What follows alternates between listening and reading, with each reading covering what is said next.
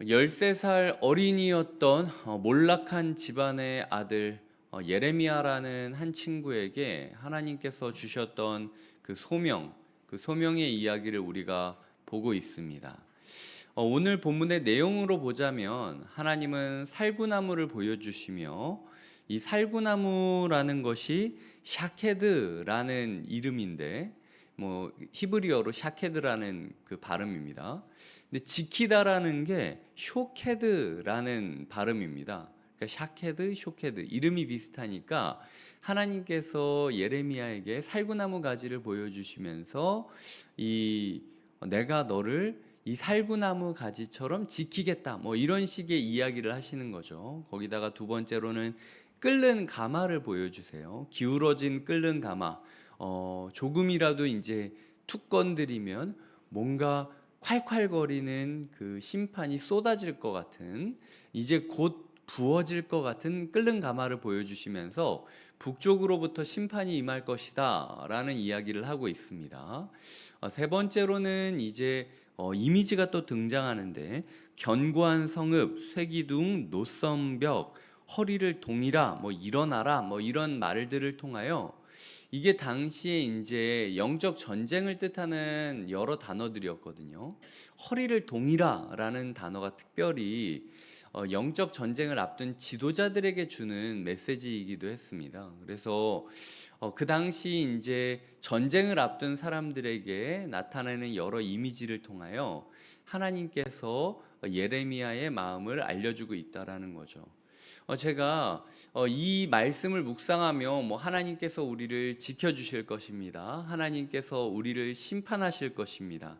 하나님께서 우리와 함께 싸워주실 것입니다. 이런 그 제목을 가지고 오늘 아침에 묵상을 이어가던 중 일단 이 묵상은 여기까지 끝내고 하나님께서 우리에게 어떤 방식으로 말씀을 주시는지에 대해서 살펴보게 되었습니다. 다시 한번 이야기 드리지만 이 말씀의 내용적으로 교훈은 아까 이야기 드린 것, 하나님은 오늘 우리를 지키실 거라는 것, 하나님은 오늘 우리를 심판하실 수 있는 분이라는 것, 그리고 하나님은 오늘 우리와 함께 영적 전쟁을 싸우실 분이라는 것, 이런 내용을 전제로 하고 제가 조금 다른 이야기를 좀 하도록 하겠습니다. 오늘 제가 이 말씀을 보면서 신기했던 것은요, 이 13살 아이에게는 13살 아이에게 맞춰서 하나님이 말씀을 주고 계시다라는 거예요. 지금 샤케드, 쇼케드 요 말놀이가 요즘으로 치면 랩입니다. 하나님께서 라임을 하고 계시는 거예요. 그 당시 아이들은 그 당시 아이들은 말씀을 어떻게 들었느냐? 구전으로 들었잖아요. 그러니까 듣는 청각이 되게 예민했을 겁니다. 우리처럼 책으로 보는 게 아니라 어른들이 이렇게 말에서 말로 구전으로 막 이어지면서 그 하나밖에 없는 이 율법서를 낭독하는 문화가, 그래서 에스라 부흥에 보면은 에스라가 율법서를 이렇게 읽는데 이스라엘 회중이 다 그 율법서를 끝날 때까지 듣고 있지 않습니까? 청각에 예민한 사람들이었어요. 그 청각에 예민한 사람들에게 하나님께서 랩을 지금 하고 계시다라는 거죠. 그리고 내가 살구나무처럼 너를 지켜주겠다. 이거를 제가 한국어로 랩핑을 하려면 어떻게 해야 될까 좀 고민을 했었는데, 새벽이라 그러니까 머리가 잘 안 돌아가서 하여튼 하나님께서 랩을 하고 계시다라는 거죠. 13살 아이를 위하여. 그리고 보면은 살구나무 가지라고 하는 게 제 마음에 콕 와닿았던 이유가 있는데요. 민수기 17장 8절을 보면요, 아론의 이야기가 나옵니다. 아론이 민수기에서 모세를 대적하고 그로 인하여 영적인 권위가 와르르 무너진 상태이지 않습니까? 그런데 그 영적으로 패배감에 쩔어 있던 아론을 하나님께서 다시 한번 불러서 이스라엘의 제사장이다라고 칭하게 되는 일이 있는데요. 다 지팡이를 가져와라. 그래서 누구 지팡이에서 싹이 나는지 보자라고 이야기를 했는데, 민수기 17장 8절에는 아론의 지팡이에서만 싹이 났는데 그 싹이 뭐냐? 제가 읽어드리겠습니다. 민수기 17장 8절 이튿날 모세가 증거의 장막에 들어가 본즉 레위 집을 위하여 낸 아론의 지팡이에 움이 돋고 순이 나고 꽃이 피어서 살구 열매가 열렸더라. 이 살구라는 단어가 이 당시 아론에게도 하나님께서 나를 지켜주시는구나. 나는 내가 잘못했기 때문에, 내가 실수했기 때문에 이스라엘의 제사장으로서의 영적 권위가 다 무너졌고, 그래서 사람들이 이렇게 타락한 거라고 좌절하고 죄책감이 있었는데 하나님이 아니라고, 그래도 난 널 세우겠다고, 그리고 내가 널 지켜주겠다고 이제부터. 이게 아론이 받았던 약속이었거든요. 그런데 지금 예레미야가 어느 집안 출신입니까? 솔로몬 시대 때 줄을 잘못 써가지고 몰락했던 몰락한 제사장 가문의 어린이였어요. 그런데 하나님께서 얘기하시는 거죠. 너는 네가 몰락한 가문의 어린이라고 생각하지. 아직은 나이도 어리고 준비도 안 됐다고 생각하지. 하지만 아론에게 살구 열매가 맺혀진 것처럼 내가 너의 입을 아론의 지팡이처럼 굳세게 만들어 주겠다 라고 이야기를 하고 계시는 거죠. 듣는 귀로 이 랩을 듣도록 이렇게 살구나무와 지키다라는 단어를 하기도 하시고, 이미지로 아론이 연상될 수 있도록, 그래 부족해도 나도 아론처럼 하나님이 세워주시고 지켜주실 거야 라는 희망을 갖게 만들어 주셨다라는 거죠. 하나님께서는요 성경을 우리에게 주실 때 보통 사람이 읽어도 은혜 받을 수 있도록 주신 게 성경입니다. 성경을 우리가 자세히 읽는 이유는 씹으면 씹을수록 맛이 있기 때문에, 하나님의 진리를 더 정확하게 깨달을 수 있기 때문에 성경을 공부하는 것이지, 그러다가 우리가 이 핵심을 벗어나서 성경은 똑똑한 사람만 읽는 것이다 생각하면 안 된다라는 거죠. 하나님은 13살 어린이에게 그만이 알 수 있는 방법으로 하나님의 말씀을 주셨듯, 이 자리에 앉아 계신 성도님들에게는 우리만 알 수 있는 방식으로 우리 수준에 딱 맞게 하나님께서 말씀을 주실 것이다 라고 약속하고 계시다라는 겁니다. 예전에 제가 이 말씀을 처음 묵상할 때 저도 이렇게 하나님의 말씀을 보여달라, 그럼 믿겠다라고 이야기를 하던 때가 있었어요. 실제로 제 삶을 보면은 여러 가지를 보고 여러 가지를 경험하며 하나님의 말씀을 제 삶에 실제로 받아들이기도 했습니다. 어떨 때는 기도하다가 눈을 떴는데 그 교회의 벽돌만 봤는데도 제가 하나님의 말씀을 본 적이 있어요. 아, 이게 하나님의 메시지구나라고 그 벽돌 색깔이 바뀌는 것을 보면서도 제가 깨달을 때가 있었습니다. 그런데 점점 신앙생활을 하면서 제가 느꼈던 건, 예레미야 시대 때는 성경책이 없었잖아요. 그러니까 하나님이 보여주고 싶어도 이런 살구나무 가지 같은 이미지를 던져주시면서 보여줄 수밖에 없었다라는 거죠. 근데 지금 우리에게는 성경이 있지 않습니까? 조금만 살펴보면은, 야, 나랑 똑같은 사람이, 똑같은 성정을 가진 사람이 이렇게 쓰임받을 수 있다고? 이렇게 훈련받을 수 있다고? 그냥 펼쳐보기만 하면은 다 할 수 있는 거예요. 하나님께서 말씀하시는 거죠. 야, 13살 어린이들에게도 내가 나의 말씀을 전달해 줄 수 있는데, 네가 예를 들어 성경책이 너무 어려우면 쉬운 성경을 봐라. 네가 쉬운 성경이 너무 어려우면은 메시지 성경이라도 봐라.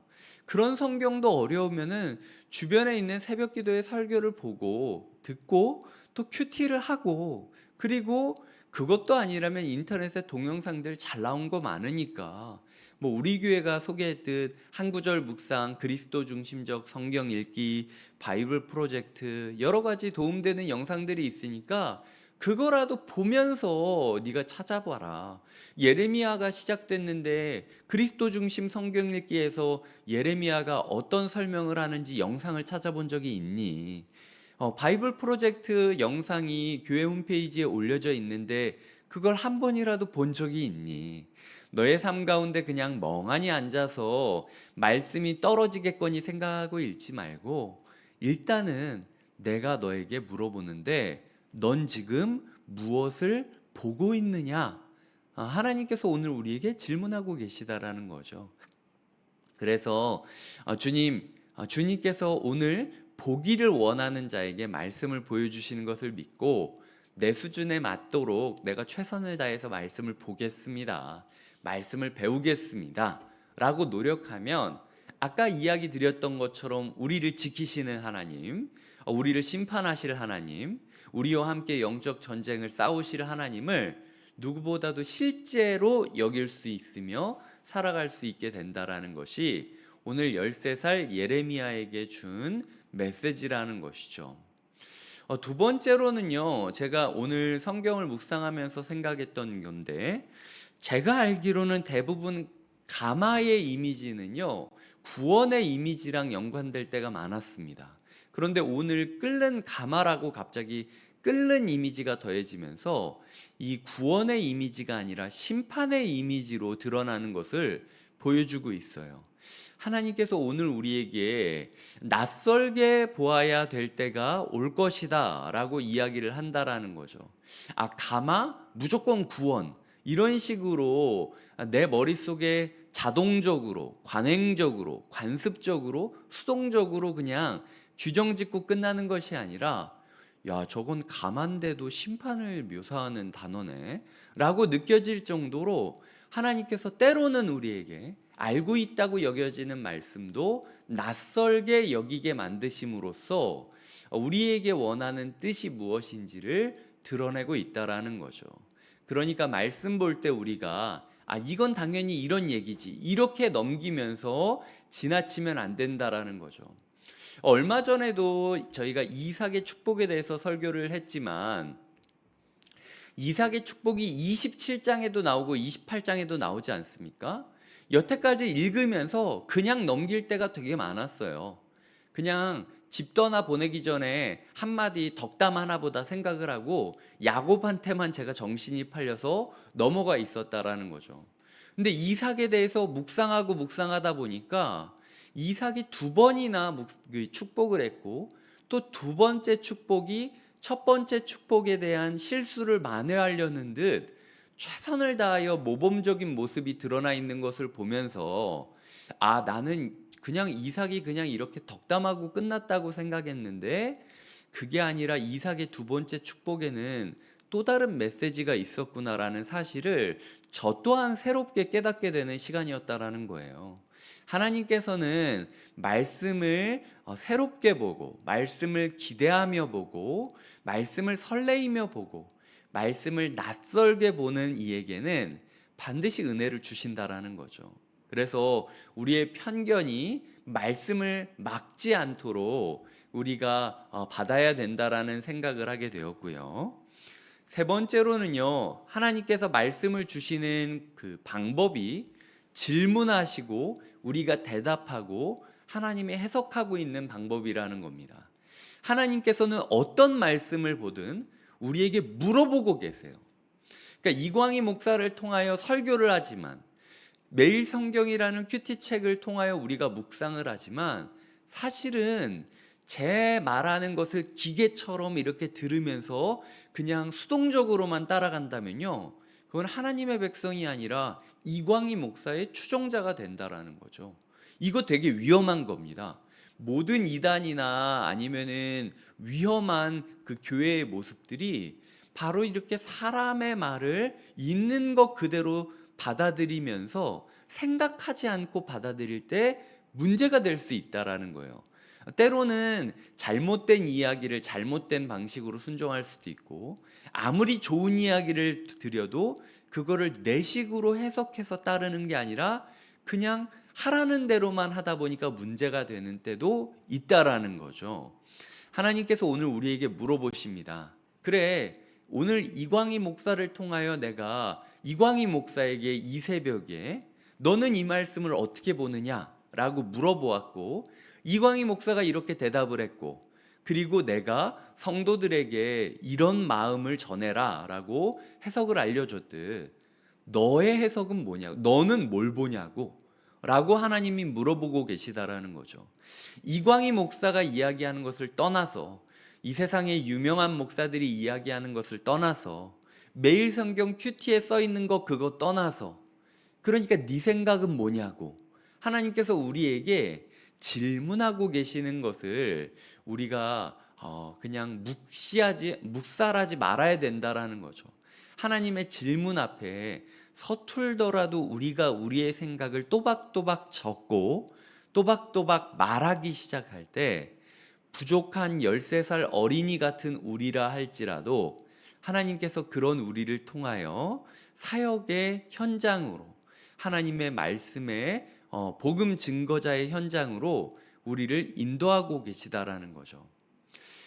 제가 기억하기로는 이제 1장 1절부터 10절까지의 내용 중에 이 예레미야가 언제부터 사역이 시작하는지 나와 있습니다. 근데 이제 그 언제부터 사역이 시작하고 언제까지 끝나느냐, 40년 조금 넘는 시간인가 그래요. 근데 의도적으로 예레미야는 40년 동안의 시간이다라고 이야기를 하면서 자기를 두 번째 모세라고 하나님이 부르셨다라고 이해를 하고 있습니다. 즉 제가 하고 싶은 얘기는 뭐냐면요, 하나님이 우리에게 질문하시고 우리가 대답하고 하나님이 우리에게 해석하시는 이 과정이, 지금 볼 때는 우리가 13살 어린이가 서툴게 그냥 하는 것처럼 잘못된 해석을 할 수도 있고 실수할 수도 있을 거예요. 하지만 예레미야에게 40년이라는 시간을 주셨습니다. 하나님이 우리에게도요 40년 동안 우리가 이 일을 반복하다 보면은 확실히 좀 다른 사람이 되어 있지 않겠습니까? 뛰어난 목사님만 말씀을 이렇게 해석하는 게 아니라 40년 동안 말씀을 보면요, 때로는 제가 성도님들의 삶의 해석을 통하여 배울 때도 있다라는 거예요. 실제로 우리 교회 가운데 살아가시는 모습들, 말씀을 받아들이시는 자세들을 통하여 오히려 제가 그분을 통하여 말씀을 새롭게 배우게 되는 때들이 있습니다. 우리 교회가 그런 교회예요. 그러니까 13살 어린이처럼 서툴다고 여기지더라도 포기하지 말고 하나님 앞에 끝까지 질문을 듣고 대답하고 해석을 받는 시간, 그리하여 이 이광희 목사의 말을 수동적으로 듣고 끝내는 게 아니라, 나는 이렇게 생각했는데 이광희 목사는 또 이걸 이렇게 또 하나님의 말씀으로 받아들이는구나. 그럼 나는 오늘 이러이러하게 살아야겠다. 이게 하나님의 뜻이겠구나 라고 하나님의 말씀을 우리의 삶에 체화시키는 것, 이것이 우리에게 필요하다라는 거죠. 이런 삶의 여정을 통하여 하나님께서 우리의 삶을 조금 더 선명하게 바꿔주시길 기대하는 하루가 되시길 주님의 이름으로 부탁드립니다. 기도하시겠습니다. 하나님 아버지, 13살 어린이에게 그가 알 수 있는 방법으로, 청각으로, 시각으로, 그리고 그가 생각했던 자신의 상황을 이미지로 그리시면서 설명하셨던 하나님이 우리가 알 수 있는 방식으로 오늘 우리에게 말씀을 주실 것을 믿습니다. 하나님, 우리의 삶 가운데 하나님께서 말씀을 통하여 주시는 질문을 바쁘다라고 묵살하지 않게 하여 주시고 곰곰이 생각하고 대답하게 하여 주시옵소서. 그런 과정을 통하여 하나님께서 이광희 목사의 메시지를 통하여, 또 매일 성경의 이야기를 통하여, 아니면 더 좋은 설교들을 통하여 우리 삶에 주시는 또 다른 하나님의 해석들을 하나님의 이야기로 듣고 조금 더 견실한 하나님의 사람으로 살아갈 수 있는 하루가 되게 하여 주시옵소서. 이런 과정을 통하여 우리를 지키시는 하나님, 우리를 심판하실 하나님, 우리와 함께 영적 전쟁을 싸우실 하나님을 인정하며 함께 허리를 동이고 전쟁터로 달려가는 야성의 하루가 되게 하여 주시옵소서. 감사하고 예수님의 이름으로 기도드립니다. 아멘.